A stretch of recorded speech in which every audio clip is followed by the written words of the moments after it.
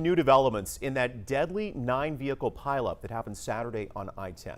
Troopers have identified the victim as a passenger in a BMW, a man named 48-year-old Brandon Rogers. Troopers tell us the driver of a big rig was speeding in the eastbound lane when he hit the back of the BMW. That crash caused a chain reaction of wrecks involving 7 other cars.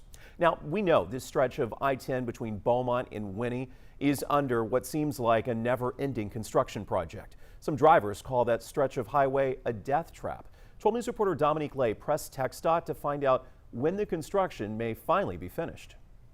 If someone messes up in front of you, you're going to pay the price. A stretch of highway that some drivers like Greg Wall refer to as a death trap. Greg and his wife were caught in the traffic of that 9-car pileup. 2 or 3 minutes before we got there, because we were probably a quarter mile away from where the crash had occurred.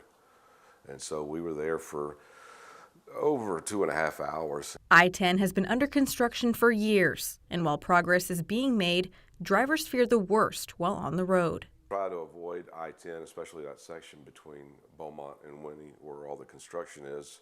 According to TxDOT, in 2022, Beaumont had more than 1,100 crashes in work zones, which resulted in 10 deaths. Alarming numbers that TxDOT Public Information Officer Sarah Dupre says they're hoping to change with the public's help.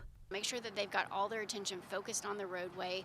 With large construction projects like this, you never know if it might be different. You know, the roadway might be different from the last time you went through that area. There might be some heavy equipment going through there causing a little bit of congestion. So really plan ahead and be aware of everything that's going on around you. Construction that TxDOT says for the stretch between Winnie and Beaumont hopes to be complete by 2025.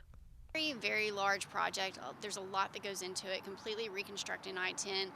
Right now we're looking at 2025 as for the last 2 segments to be complete. Completion that many drivers from Southeast Texas can't wait for. The person who was killed, it was a terrible tragedy.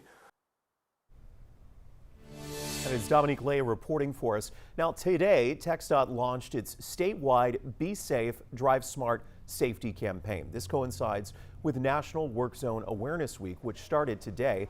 TxDOT set out traffic barrels in Austin today to represent the 205 people killed in work zones in 2022. Nearly 800 people were injured in these types of crashes. The agency says speeding is the #1 cause of work zone crashes.